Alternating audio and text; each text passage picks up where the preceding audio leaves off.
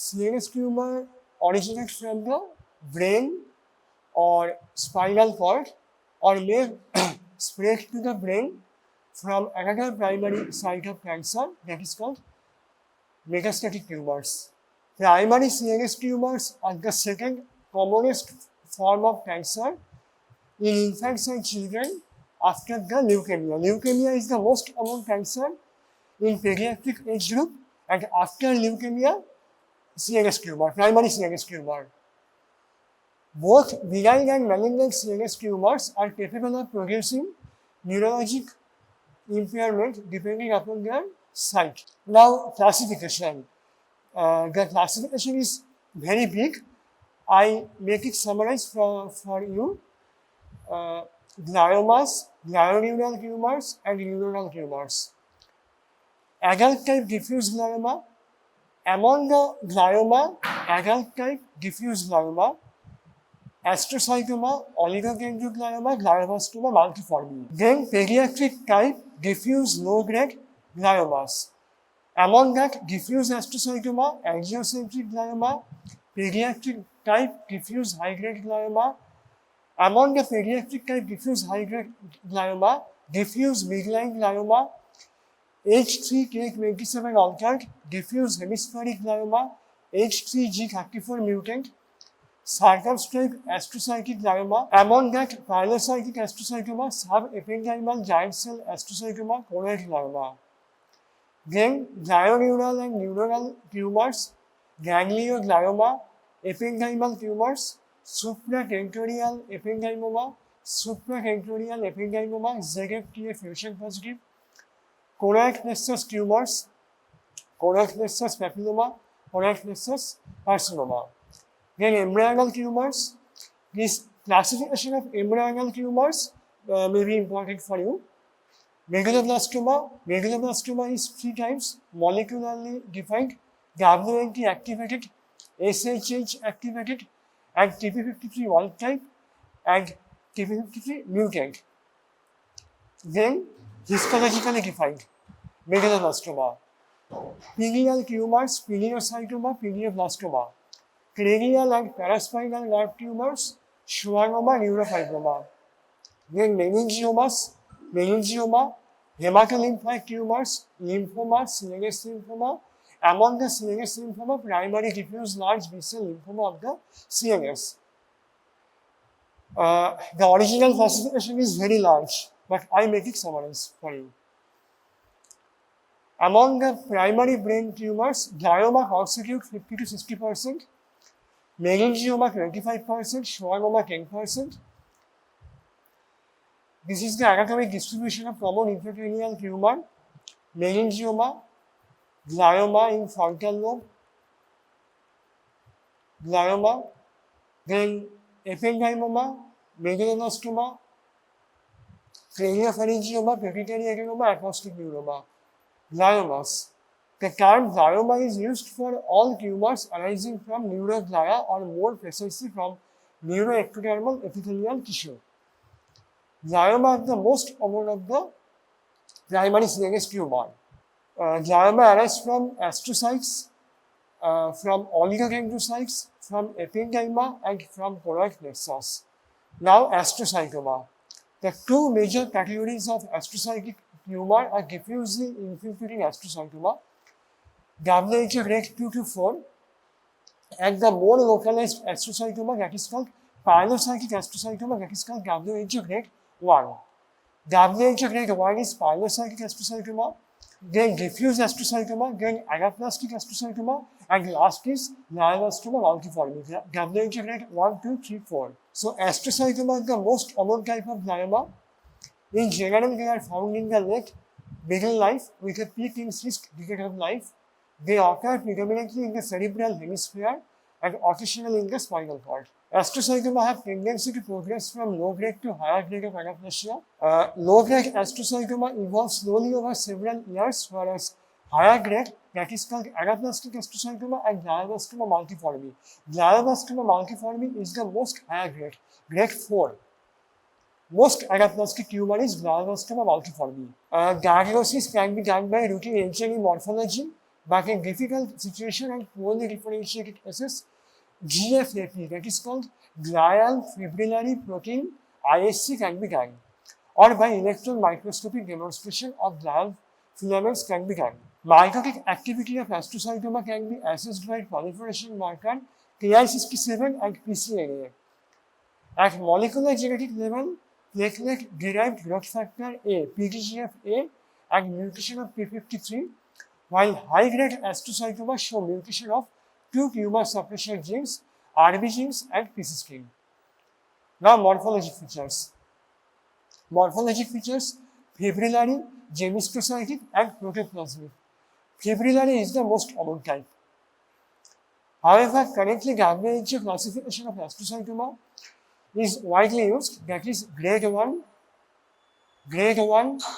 to grade 4. Grade 1 is low grade and grade 4 is highest grade, that is called glioblastoma multiforme. Now, pathogenesis. Glioblastoma tends to occur in two different clinical settings, most commonly as a new onset disease, typically in older individual, that is called primary glioblastoma, and less frequently in younger patients due to progression of lower grade astrocytoma, that is called secondary glioblastoma. Secondary glioblastomas and their lower grade precursors are associated with driver mutation of IDH1 or less often it is homolog IDH2. You just remember the name IDH1, IDH2, like that. Morphology. Microscopically, these tumors are hypercellular compared to normal white matter and feature enlarged, elongated, or irregular hyperchromatic nuclei embedded within a fibrillar background that is often GFAP immunoreactive. Anaplastic astrocytoma have a similar appearance but are more densely cellular and have regularly detectable mitotic activity.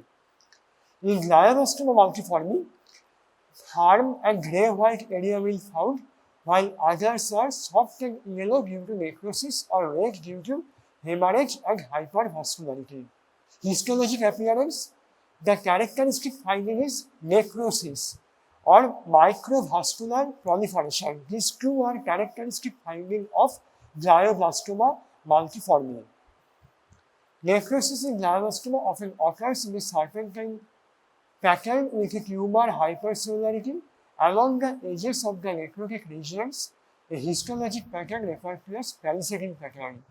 Gross picture of diffuse astrocytoma. This is the tumor. This is the histological section.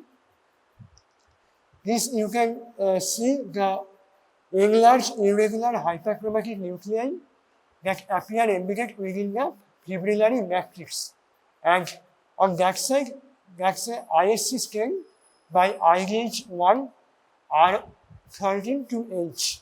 It is positive. IDH1 positive.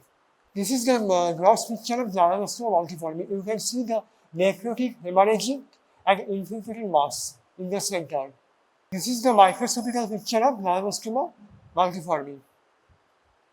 You can see on the top the area of necrosis, that is called palisading necrosis. On the upper portion, you can see the palisading necrosis. It is the another microscopical pictures of glioblastoma multiforme. You can see anaplastic tumor cell, geographical necrosis, that's called geographical necrosis, or palisading pattern of necrosis, vascular proliferation.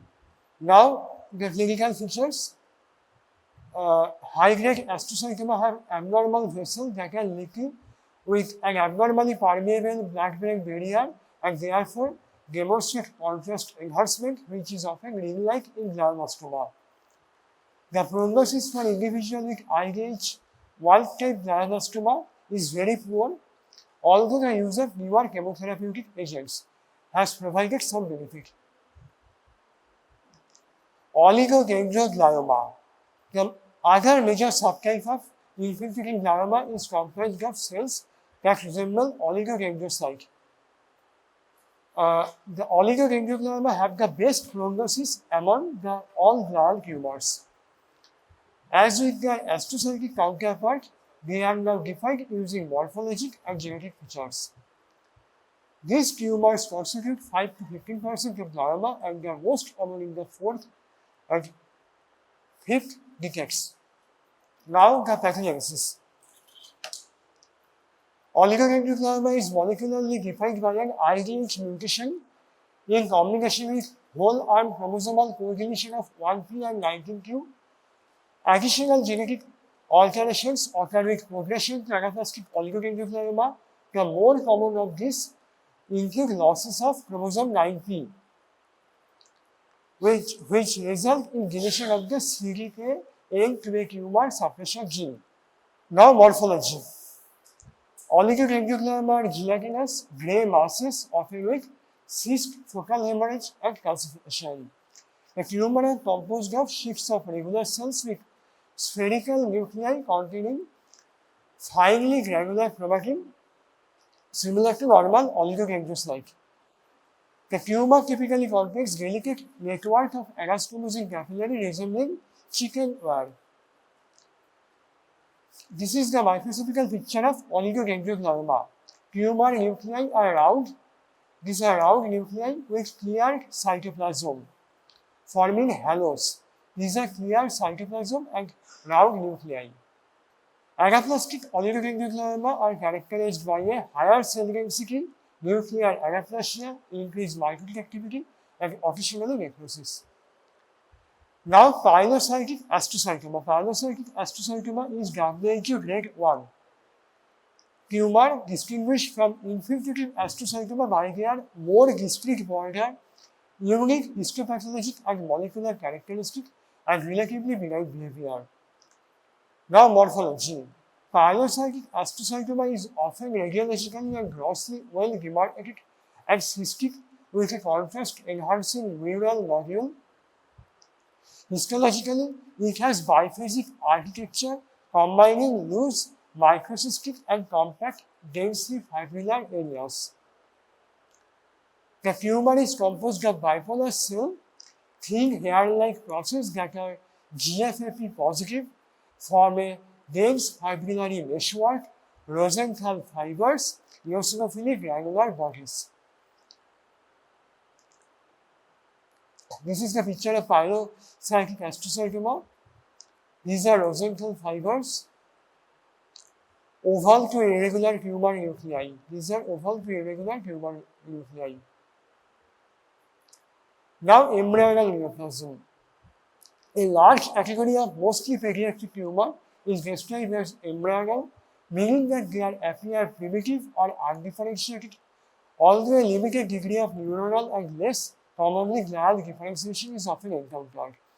The most common embryonal neoplasm is the medulloblastoma, which accounts for 20% pediatric brain tumor. Medulloblastoma pathogenesis, there are two pathways.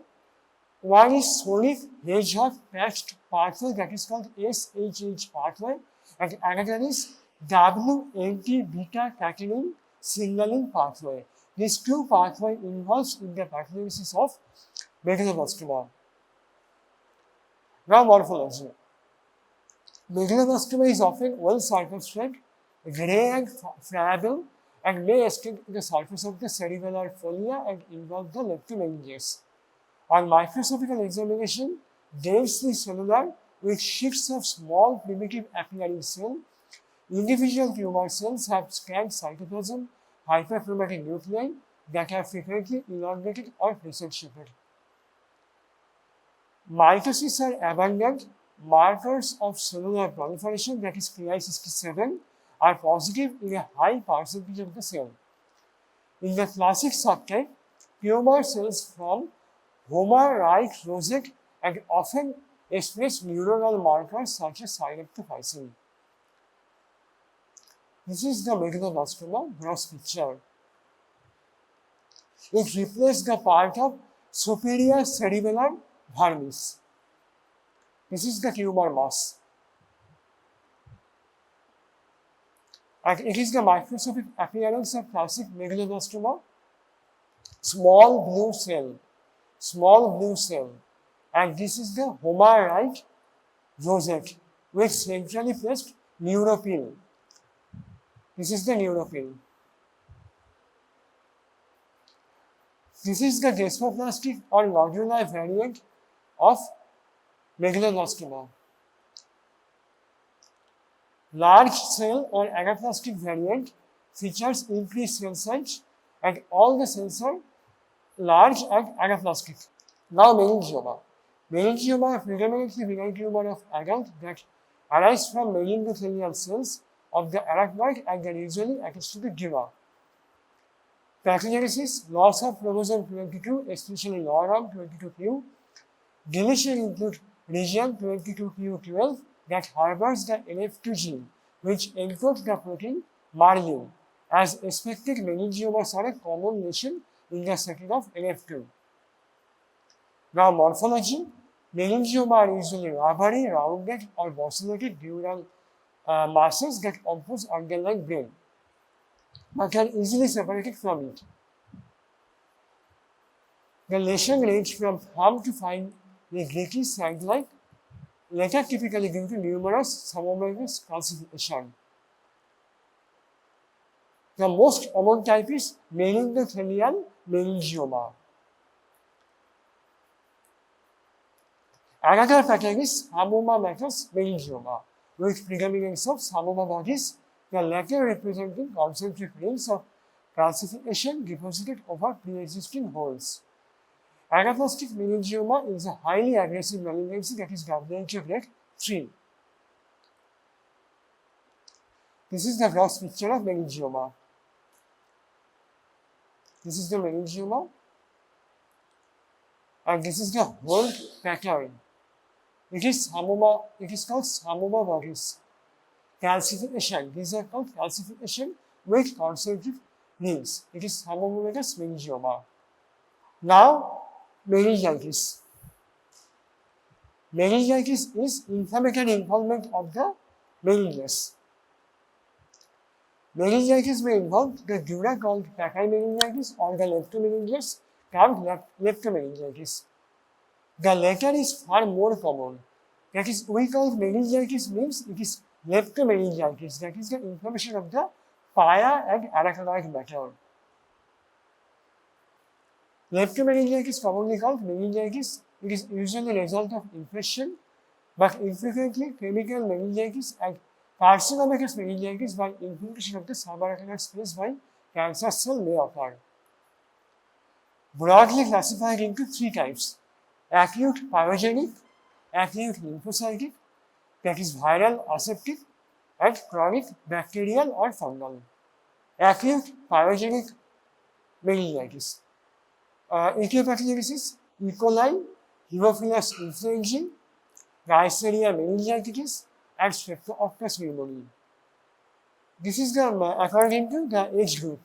Infant most common is neonate is most commonly Streptococcus agelecti. Then infant, Haemophilus influenzae. School-going child, Neisseria meningitis. Young adult, Streptococcus pyogenes. Old age, Listeria monocytogenes.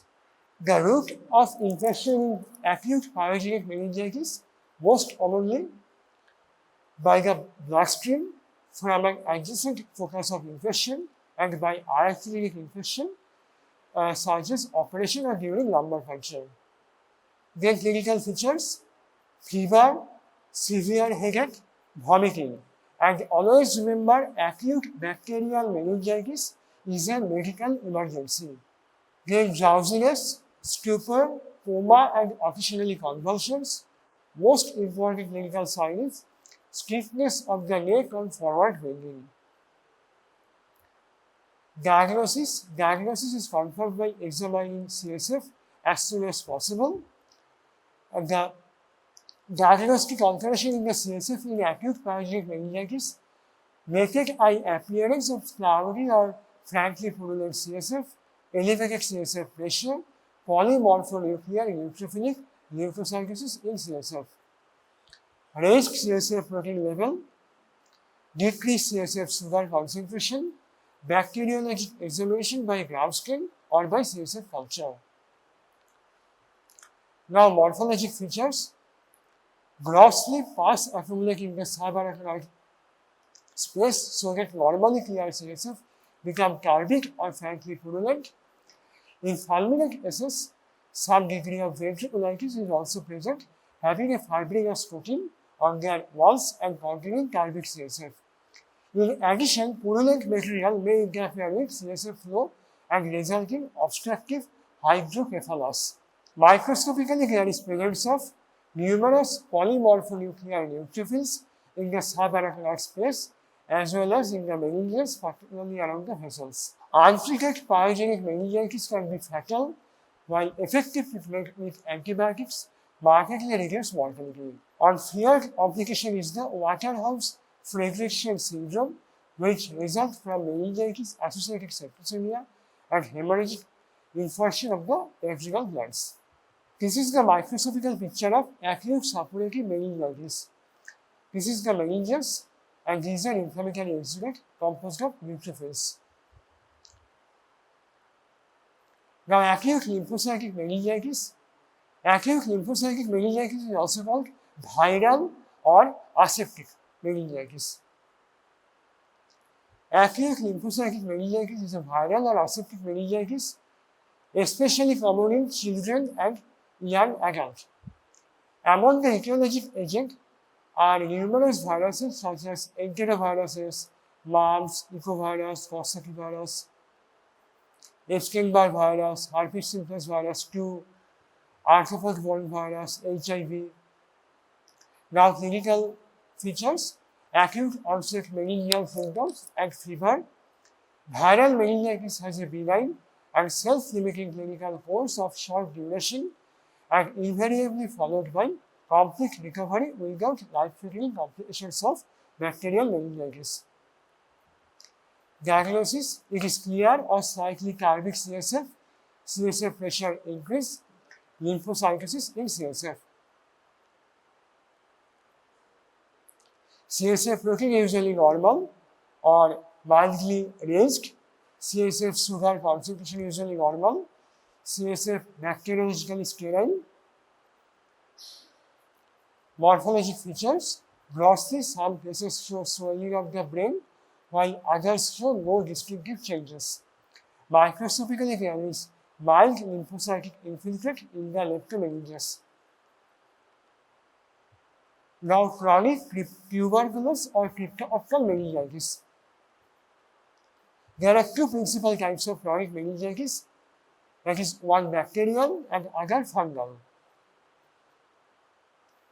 Tubercular meningitis occur in children and adults through hematological spread of infection from tuberculosis elsewhere in the body, or it may simply by a manifestation biliary tuberculosis. Then cryptococcal meningitis develops particularly in debilitated or immunocompromised person, usually as a result of hematogenous dissemination from a pulmonary lesion. Cryptococcal meningitis is especially an important cause of meningitis in patients with AIDS. Now, clinical features: tuberculous meningitis manifests clinically as headache, confusion, malaise, and vomiting. A clinical course in cryptococcal meningitis, however, be fulminant and fatal in a few weeks, or be indolent for months to years. Appearance will be clear or slightly calvic CSF may form hybrid web. On scanning, it is also called cobweb coagulum. Raised CSF pressure, mononuclear lymphocytosis consisting mostly lymphocytes, raised protein content, lower glucose content. Tubercle bacilli may found on microscopy of centrifuge deposit by Jagan staining in tuberculous meningitis. Pathognomonic capsulated cryptococci with a halo are appreciated in India in preparation of CSF in cases of cryptococcal meningitis. Morphologic features: grossly tubercular meningitis, the subarachnoid space contain thick exudate, particularly abundant in the sulci and the base of the brain. Tubercles 1 to 2 mm in diameter may be visible, especially adjacent to the blood vessels.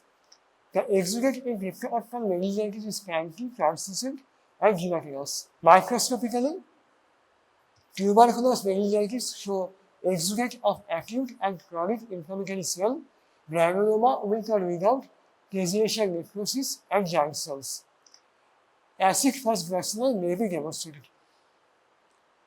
Cryptococcal meningitis is characterized by infiltration by lymphocyte, plasma cells, and official granuloma and abundant characteristic absolute cryptococci. This is the Indian preparation of CSF showing single and budding isp cell. These are budding isp cell of Cryptococcus neoformans. This is the budding. This is the CSF finding in different type of meningitis. In normal, it is appear as clear, colorless. When acute parasitic meningitis, carbate purulent. In case of tuberculous meningitis, clear or cloudy.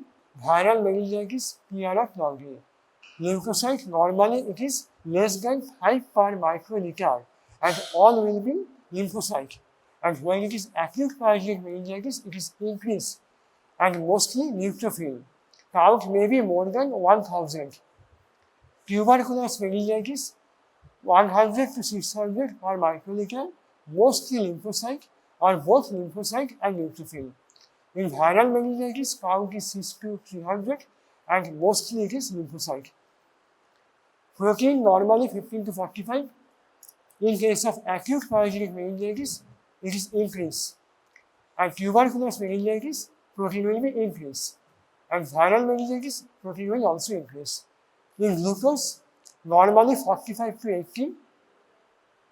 In case of acute parasitic meningitis and tuberculous meningitis, glucose will be decreased. Why glucose level will decrease? Because that bacteria utilize the glucose. In viral meningitis, normal. Additional investigation in case of acute parasitic meningitis, gram stain culture. In case of tuberculous meningitis, AFB stain culture PCR. In case of viral meningitis, PCR. Now, encephalitis. Encephalitis is parenchymal infection of the brain is termed encephalitis. Encephalitis may be the result of the bacterial, viral, fungal, protozoal infection. Bacterial encephalitis, bacterial infection of the brain substance is usually secondary to involvement of the meninges rather than a primary bacterial parenchymal infection. This results in bacterial cerebritis that progress to form brain abscess. However, tuberculosis and neurosyphilis are the two primary bacterial involvement of the brain parenchyma. Now, brain abscess. Brain abscess may arise by one of the following routes: by direct implantation, by local extension, and by hematological spread. Clinical features: fever, headache, vomiting, seizures, and focal neurological deficit depending upon the location of the abscess.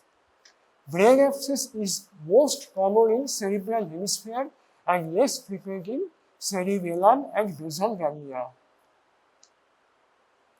Morphologic features: grossly it appears as a localized area of inflammatory necrosis and edema surrounded by fibrous capsule. Microscopically, you will find liquefactive necrosis surrounded by acute and chronic inflammatory cell, neovascularization, edema, septic thrombosis of vessel. Then tuberculoma. Tuberculoma is an intracranial mass occurring secondary to dissemination of tuberculosis elsewhere in the body. Grossly, it has central area of position necrosis surrounded by fibrous capsule.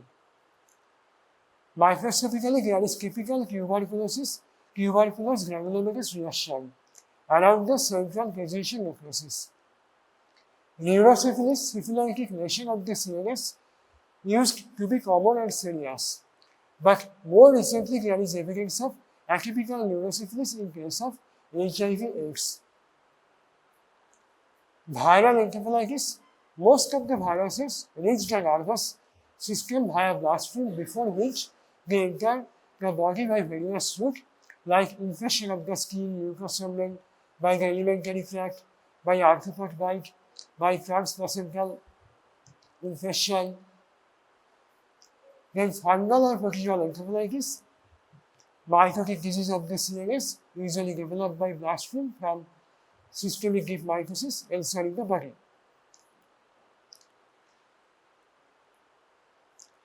Now, there is some CSF panel. Now, you will tell me, you read, পরে এটা কি লেখা হচ্ছে? It is scans coagulum on scanning. So it is tubercular meningitis. Okay. Mention two more causes of raised lymphocyte count. Two more causes. One is viral,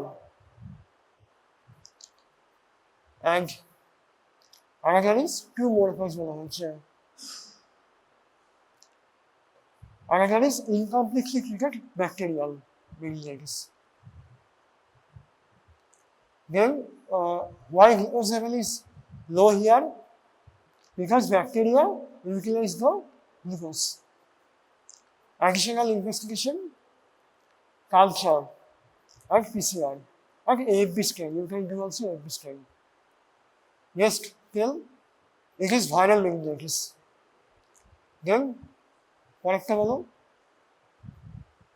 it is post-puncture headache and introduction of infection through the spinal canal, and local subdural hematoma may occur.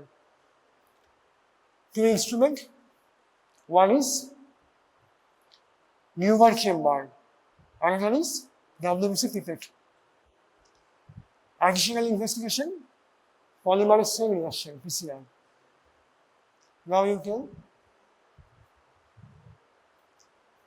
It is bacterial meningitis by acute parasitic meningitis. Then ideal site between L3 L4 or L4 L5. Direct use TARC split, TURKS, TARC split. Additional investigations, gram scan. Another is culture, gram scan and culture.